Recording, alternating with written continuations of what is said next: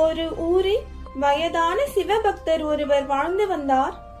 சிவனின் பரிபூரண அருள் அவருக்கு இருந்தும் கூட எந்தவித பெருமிதமும் இன்றி மிக எளிமையாக வாழ்ந்து வந்தார். ஒரு நாள் தன்னுடைய குடிசையில் அமர்ந்து கொண்டு கிழிந்த தன் துணியை தைத்து கொண்டிருந்தார் அந்த முதியவர்.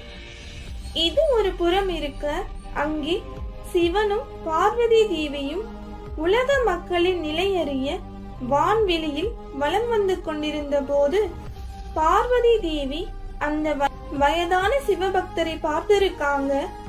உடனே சிவனிடம் அவரை காண்பித்து, ஐயனே, இவருக்கு நாம் ஏதாவது வரம் வழங்க வேண்டும் என்று சொல்ல, அவரை பார்த்த சிவன், அவன் அந்த நிலையை எல்லாம் கடந்து விட்டான் தேவி, நாம் நமது பயணத்தை தொடரலாம் என்றார்.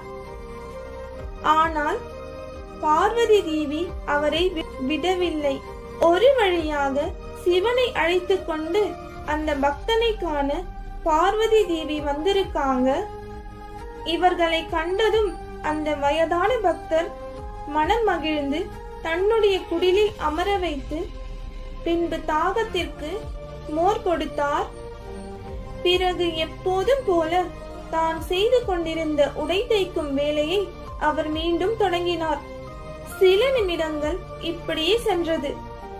இதை பார்த்த பார்வதி தேவி தன் கண்களால் சிவனிடம் செய்கை செய்ய, சிவபெருமான் தன் பக்தனிடம், நாங்கள் விடை பெறுகிறோம் என்றார். தங்களின் வருகை எனக்கு மிகவும் சந்தோஷத்தை தந்தது. மகிழ்ச்சியாய் நீங்கள் சென்று வாருங்கள் என்று கூறிவிட்டு மீண்டும் தன் வேலையை அவர் தொடர்கிறார். பார்வதி தேவி மறுபடியும் சிவனிடம் செய்கை செய்ய, சிவன், பக்தா, நாங்கள் இருவரும் யாருக்கேனும் காட்சியளித்தால் அவருக்கு வரங்களை தருவது எங்களது வழக்கம். ஆகையால் உனக்கு தேவையான வரத்தை நீ கேள், நாங்கள் தந்துவிட்டு செல்கிறோம் என்றார். இதை கேட்டு புன்னகைத்த அந்த முதியவர், நீங்கள் இப்படி கேட்டதே எனக்கு மகிழ்ச்சி. எனக்கு எந்த வரமும் வேண்டாம். நீங்கள் உங்கள் பயணத்தை தொடருங்கள் என்றார். பார்வதி தேவி விடுவதாக இல்லை. நீங்கள் ஏதாவது வரம் கேட்கத்தான் வேண்டும் என்று சொல்ல, உடனே முதியவரும், சரி, நீங்கள் இவ்வளவு வற்புறுத்துவதால் நான் ஒரு வரம் கேட்கிறேன்.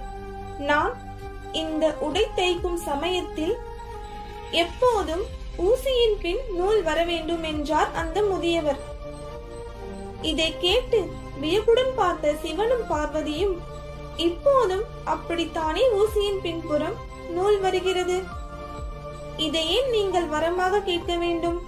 அப்போது முதியவரோ சிரித்து கொண்டே, ஊசியில் நூல் கோர்த்து தைக்கும் போது ஊசியின் பின் நூல் செல்வது இயல்பான விஷயமே.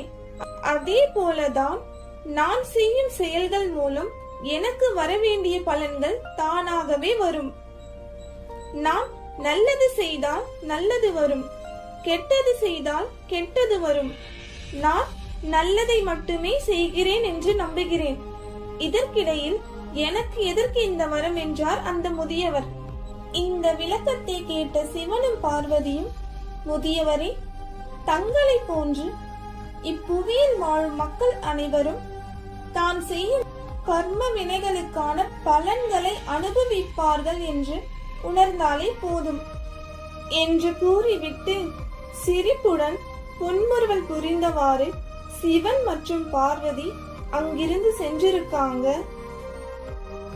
இந்த தகவல் உங்களுக்கு பிடிச்சிருந்தா இந்த வீடியோக்கு ஒரு லைக் பண்ணிடுங்க.